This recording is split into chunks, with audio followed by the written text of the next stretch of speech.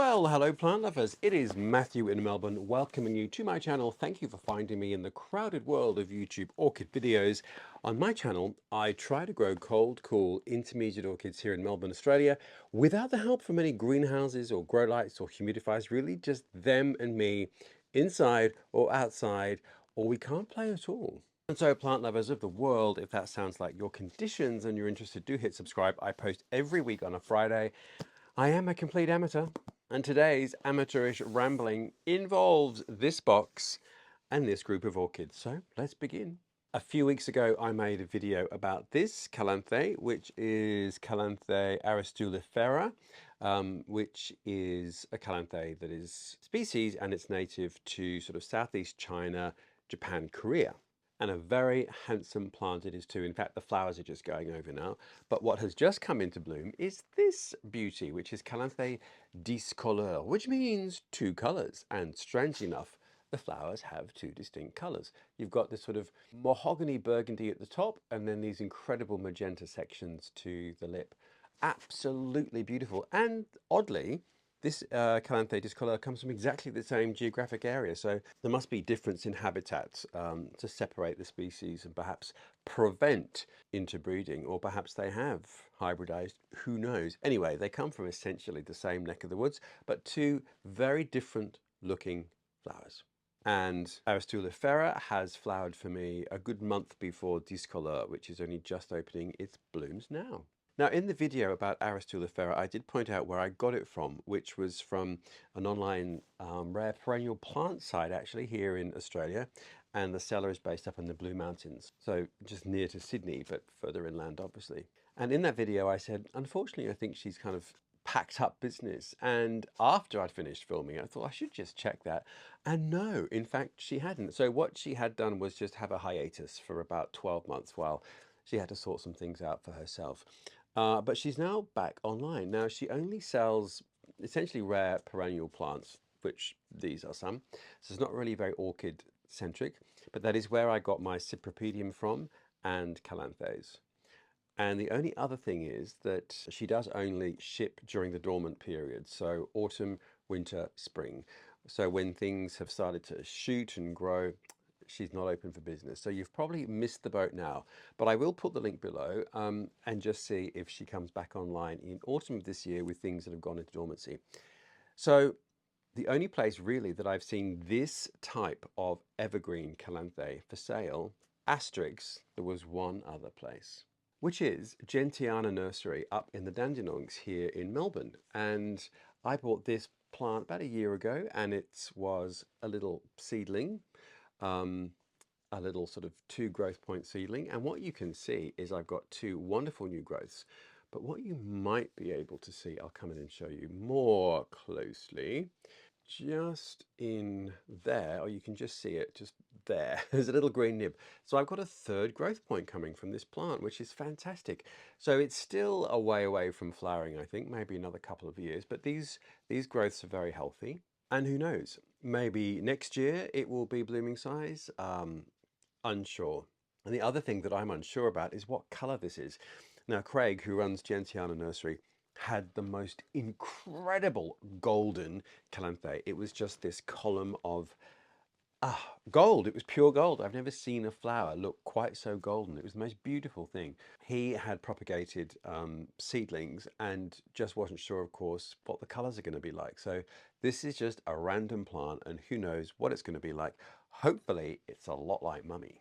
And so in my research, plant lovers, just to double check that the site was or wasn't active, I realized it was, and there was a bundle deal on Calanthe. So what was I to do but to buy some? So the seller is called Lynn's Rare Plants, and strangely enough, Lynn is the lady who runs it. And these are all smaller plants, so they're a couple of years away from flowering, I think. So I ordered 3. I think it's 3. Well, we'll see. Bundle deal. No IDs. I think they could be hybrids. They could be natural hybrids from her garden, plants that have just popped up, or there could be divisions. I'm not sure. Let's have a look. But I decided she's kind of the only place, apart from Gentiana Nursery here in Melbourne, that I've actually seen these for sale. So while her store is still active, I should have a go. So actually, before we spin the camera around and open this, I just want to talk a little bit about the other sort of Calanthe. So Calanthes as a group come in two distinct types. You've got the evergreen ones, such as these, which tend to be Asiatic, and there's some evergreen ones in Australia as well. And then you have the deciduous ones, exhibit A, which is Calanthe cardioglossa. So these are the types that have these sort of very bulbous pseudobulbs and produce beautiful leaves, not dissimilar to these, and then go completely deciduous in winter and want a bone dry dormancy. And then, which you can just see with this one, just in there, you see little green shoots. So they start to shoot in spring, which is now. And here we have another one, which is Calanthe vestita, which, as you can see, flowered for me, which is stunning. And in fact, let's just cut off this rather unsightly dead stem. Ta-da! There we are. One dead stem. Now this again is a plant that is going to shoot in spring, and there we can see the first new growth growing there. So, I mean, look at that and look at that. Calanthe, Calanthe. I don't know, plant lovers. I mean, who am I? Just a little amateur grower pottering about here in Melbourne, but these are about as different as the sun and the moon, I think, in terms of their look, their growing conditions. Goodness me.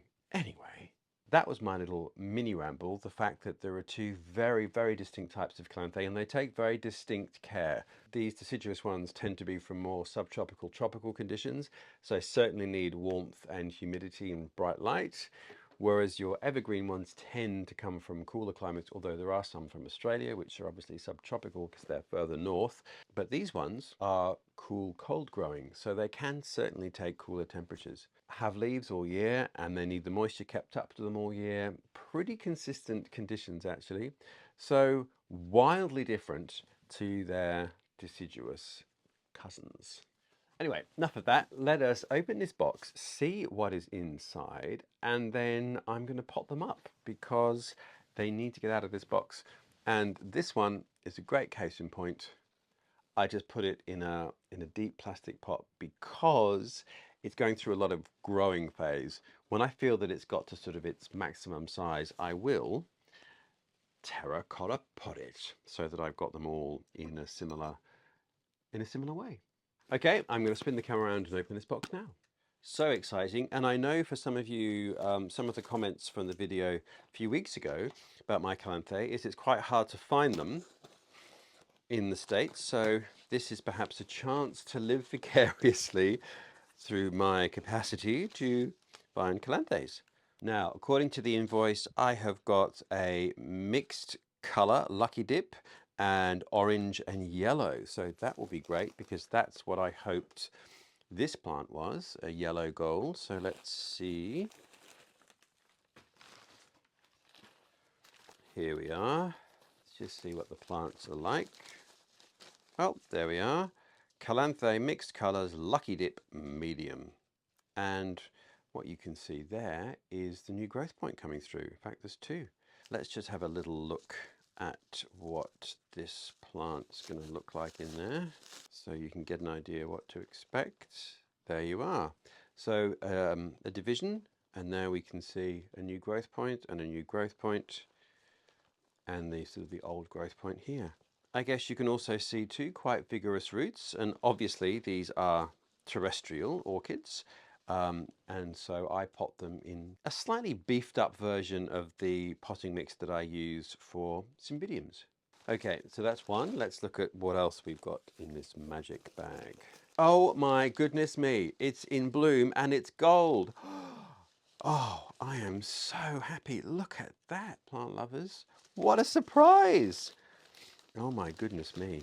That is exactly the color that I had hoped this seedling would be, and there we are. Well, anyway, if that seedling does turn out to be this colorway, I'll have two. And I must say that this is not a lucky dip because it's quite obvious what it is.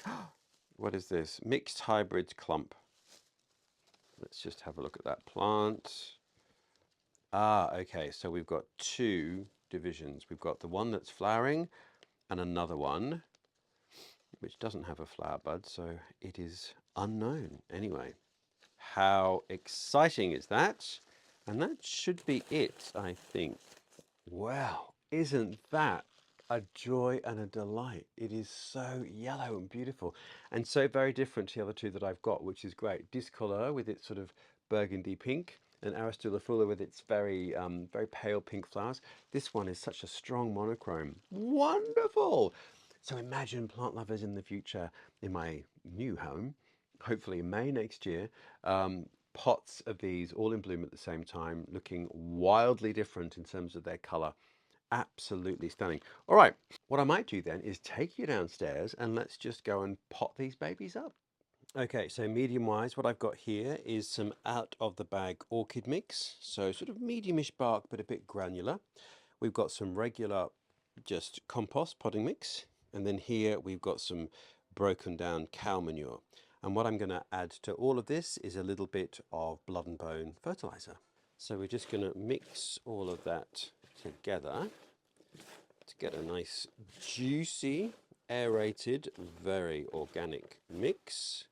Now then, a relatively good piece, but certainly is going to need love and care. This one has a much more vigorous root system and there's much more going on. So what is going to surprise you is that I am actually using plastic pots for these because essentially this is sort of nursery growing. I'm just going to be growing these on for a year or two until I pop them into the final pots that I want, which will be terracotta. So for the minute, I'm just really wanting to bulk up the plants, bulk up the rhizome, bulk up the roots, and I can do that easily in these pots before I pop them onto their final resting place. So let's do the smaller one first. So I'm just going to put a little bit of that mix in there and then just twiddle those roots in, mix to get those roots down. And now just a little bit of blood and bone fertilizer in that mix, a little bit of slow release, and a little bit of mycorrhizal fungi. So let's just gently get the medium around all those roots. And there we are. Now the temptation, of course, could be to snip that flower head off to give the plant all the energy it needs to grow. But I'm just loath to do that because it's so beautiful, plant lovers. Look at that color. It is so glorious. How lucky am I? All right, I'm going to give this a watering with a seaweed solution and get on with the rest. Bigger root system, bigger pot for this one.